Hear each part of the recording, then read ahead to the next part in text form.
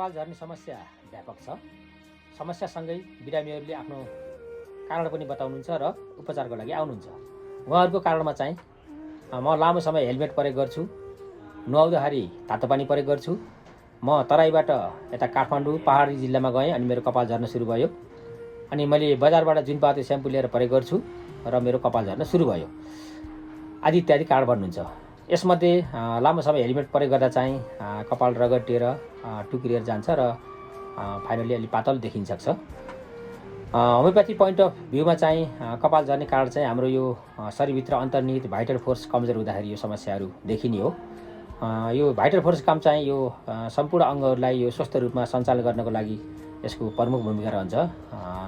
अब यो कमजोर कसरी हुन्छ भन्दाखेरि यो छाला अथवा यो कपालमा लाग्ने जुन विभिन्न समस्या छ यसले चाहिँ हाम्रो अल्टिमेट फोर्सलाई कम गर्छ र रोगहरू लाग्छ। अनि यो कारणहरूमा चाहिँ यो जेनेटिक फ्याक्टर हुनसक्छ, एजको कुराहरू हुनसक्छ, अनि यो हर्मोनल इम्ब्यालेन्सको कुराहरू हुन्छ, जस्तो यो थाइरोइड हर्मोन हुँदाखेरि पनि यो समस्या देखिन्छ। त्यस्तै यो लामो समयसम्म एलोप्याथिक मेडिसिनहरू प्रयोग गरिन्छ हामीले, जस्तो एन्टी क्यान्सरको मेडिसिनहरू, डायबिटिजको मेडिसिनहरू, यो ब्लड प्रेसरको मेडिसिनहरू, यी पनि एउटा कारण हुनसक्छ। त्यो बाहेक यो स्त्रीहरूमा यो पिसिओडीको समस्या हुँदा पनि यो देखिन्छ।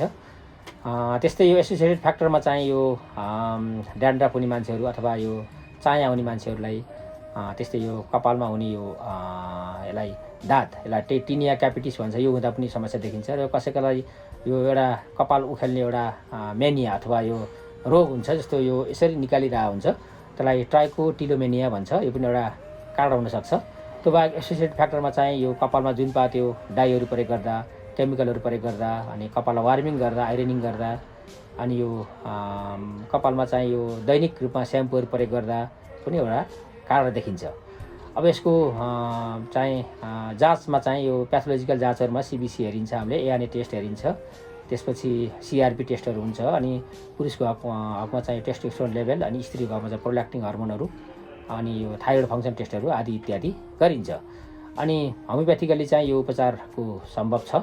यसको लागि बिरामीलाई चाहिँ हामीले उसको सिम्टमको आधारमा, सिम्टममा पनि characteristic symptom, red line symptom र प्याथोलोजिकल रिपोर्टको आधारमा सिम्टमलाई चाहिँ इभ्यालुएसन गरेर एउटा सिमिलिमम छानिन्छ, अनि त्यो अनुसारको यसले पर्मानेन्ट क्योर गर्न सहायता गर्छ।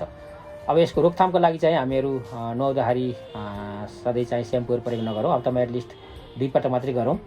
अनि नुहाइसकेपछि यो पेप्टाइडयुक्त यो सेरमहरू प्रयोग गरौँ, हेयर सेरमहरू प्रयोग गरौँ। अनि यो खानेकुराहरूमा प्रोटिनस खानाहरू जस्तो गेडागुडी, माछा मासु, अन्डाहरूको यो मात्रा बढाउँ। त्यस्तै आइरनयुक्त खानाहरू, सागपातको मात्रा बढाउँ। अनि